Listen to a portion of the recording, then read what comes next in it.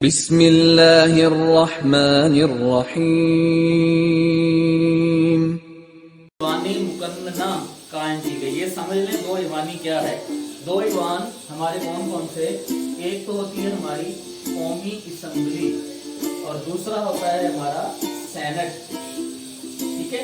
تو یہ دو ایوانی مقننہ ہے، یہ بھی قانون سازی کرتے ہیں، قانون بناتے ہیں، اور یہ بھی قانون سازی کرتے ہیں، قانون بناتے ہیں۔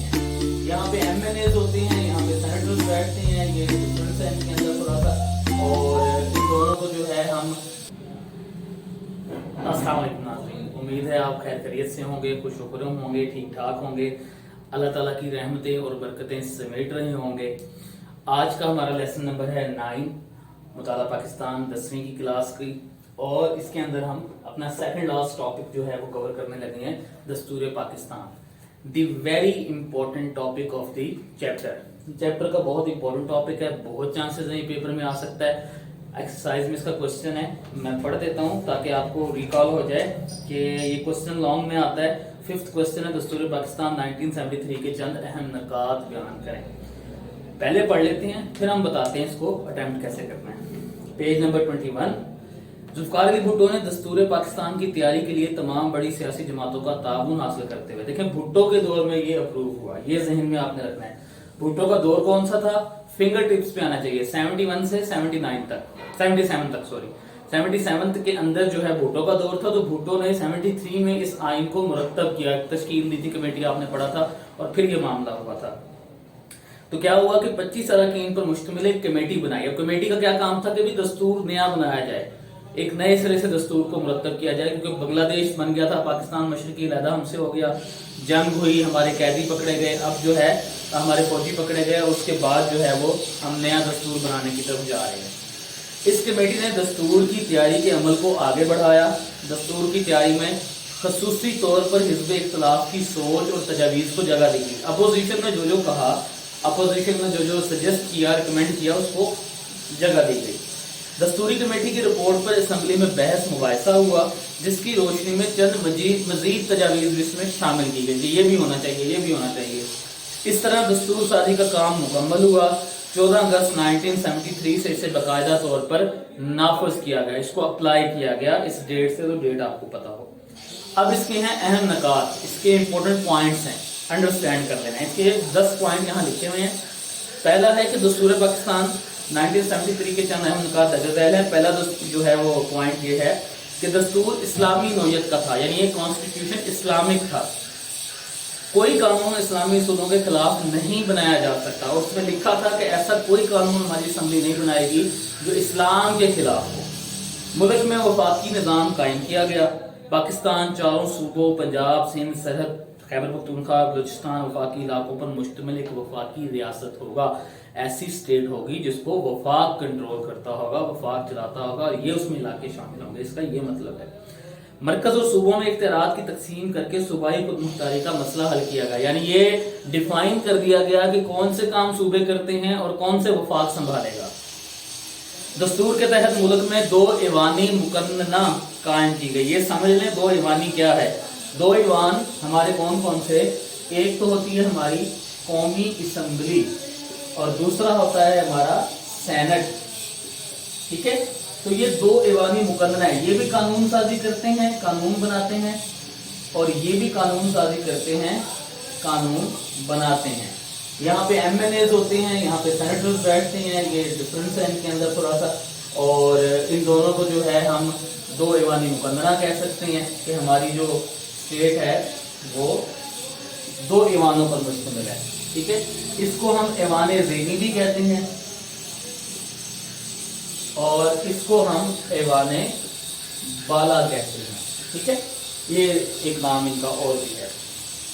تو 2 ایوانی مقننہ قائم کی گئی، ایوان بالا کا نام سینٹ، جبکہ ایوان ذیلی کا نام قومی اسمبلی رکھا گیا۔ 5واں پوائنٹ ہے صوبوں میں صوبائی اسمبلیاں قائم کی گئی۔ پنجاب کی اسمبلی لاہور میں، پشاور میں اسمبلی ہے، خیبر پختونخوا کی کوئٹہ بلوچستان کی اسمبلی ہے۔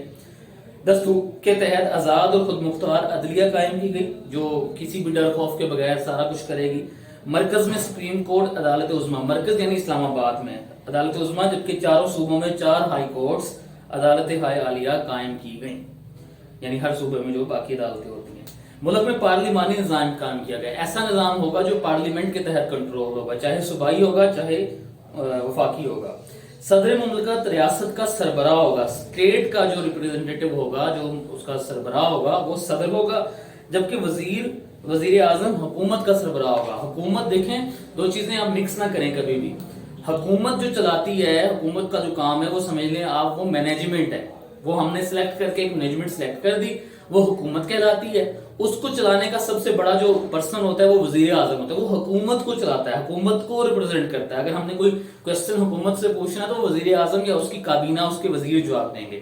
لیکن ایک جو ملک ہے، ملک پاکستان جو اسٹیٹ ہے، اس کو ریپرزینٹ ہمارا صدر کرتا ہے۔ وہ سمبولک ریپرزنٹیشن ہوتی ہے، علامتی ریپرزنٹیشن ہوتی ہے، یعنی کہیں پہ صدارتی لیول پہ اگر کوئی بات چیز ہوتی ہے، کہیں آنا جانا ہوتا ہے تو وہ صدر ریپرزینٹ کرتا ہے، حکومت کا لینا دینا ہوتا ہے، لیکن صدر ایک سمجھ لیں آپ وہ ایک پورے ملک کی ریپرزنٹیشن ہے اور وہ اسٹیٹ لیول پہ ہے۔ قومی اسمبلی میں اکثریت حاصل کرنے والی سیاسی جماعت ہی وفاقی حکومت بنائے گی۔ صدر یعنی اس کا کیا مطلب ہے کہ جو قومی اسمبلی کی کتنی سیٹیں ہیں آپ کو ذہن میں ہونا چاہیے 342، جو اس میں سے اکثریت لے جائے گا، جو اس میں سے زیادہ نمبر لے جائے گا، جس کے زیادہ ایم این ایز ہوں گے، جس کے پاس اکثریت ہوگی، میجورٹی ہوگی، اس کو حق حاصل ہوگا کہ وہ حکومت بنائے۔ جتنے دور آپ نے پڑھے ان میں کئیوں کو تو سمپل میجورٹی حاصل تھی، کئیوں نے جو ہے وہ کوارڈینیشن سے اور کولیبوریشن سے، جسے ہم مخلوط حکومت کہتے ہیں، انہوں نے کچھ اگر اکثریت کم تھی تو کچھ لوگوں کو ساتھ ملایا، کچھ لوگوں کو آزاد امیدواروں کو ملا کے اکثریت حاصل کی اور پھر حکومت بنائی۔ اس کا یہ مطلب ہے۔ صدر و وزیر اعظم کے لیے مسلمان ہونا لازم قرار دیا گیا، یہ دونوں مسلمز ہی ہوں گے۔ اور آخری ہے بنیادی انسانی حقوق کو تحفظ فراہم کیا گیا۔ اچھا، شروع میں نے بتایا کہ یہ کوسچن بہت امپورٹنٹ ہے۔ دیکھیں ایک بات بیٹا اپنے ذہن میں ہمیشہ رکھیں کہ 10 پوائنٹس ہیں اس کے، وہ اگر آپ کو کہہ رہا ہے، ممتحن کہہ رہا ہے کہ آپ نے 1973 کے آئین کے اہم نکات لکھے ہیں تو 10 ہی لکھنے ہیں، 8 7 6 5 والی کوئی گیم نہیں ہے، 10 ہی لکھنے ہیں، کچھ بھی ہو جائے 10 لکھنے ہیں۔ اچھا، اب میں نے آپ کو ایک بات کی تھی پیپر پریزنٹیشن کی، اب دیکھیں آپ سے وہ پوچھ رہا ہے 10 پوائنٹس، یہ جو اوپر والا حصہ ہے اس کے بارے میں کیا خیال ہے؟ یہ لکھنا ہے کہ نہیں؟ لکھنا ہے، آپ اس کو لکھ لیں، آپ اس کو بتائیں۔ دیکھیں آپ سے وہ مانگ رہا ہے نکات، آپ اس کو تھوڑا پیچھے لے کے جائیں، آپ اس کو بتائیں کہ مجھے پتا ہے یہ دستور کس نے منظور کروایا، کون سی کمیٹی تھی، کتنے رکن تھے، کب پیش ہوا، کس کی بات کو یہاں پہ فوقیت دی گئی، اور پھر آپ اس کے نکات کی طرف آئیں۔ تو یہ ایک بڑی بہترین ریپرزنٹیشن ہوتی ہے کہ جو آپ سے مانگا جا رہا ہے آپ نے اس کو تھوڑا سا سیاق و سباق کے ساتھ دیا ہے، ڈائریکٹ نکات نہیں لکھ دیں۔ لیکن ڈائریکٹ نکات لکھ دیں، ٹھیک ہے، چیک ہو جائے گا، لیکن میں کہہ رہا ہوں کہ وہ جو بچے جو ایک ایک نمبر کے لیے تگ و دو کرتے ہیں، جو ٹاپ میں آنا چاہتے ہیں، جو میرٹ کو اپنے ذہن میں رکھتے ہیں، وہ بچے کیا کریں کہ وہ اس کو تھوڑا سا بیک سے شروع کریں، بیک گراؤنڈ اس کا دیں تھوڑا سا۔ اگلے ٹاپک کی طرف موو کرتے ہیں۔ اگلا ٹاپک جو ہے ہمارا پاکستان ایٹمی قوت کی حیثیت سے، یہ چھوٹا سا ٹاپک ہے 22 پیج کے اوپر، ہم اس کو پڑھ لیتے ہیں۔ 28 مئی 1988 کا دن پاکستان کے لیے بہت اہمیت کا حامل ہے۔ اس روز پاکستان نے ایٹمی دھماکے کر کے بھارت کی برتری کا خواب خاک میں ملا دیا۔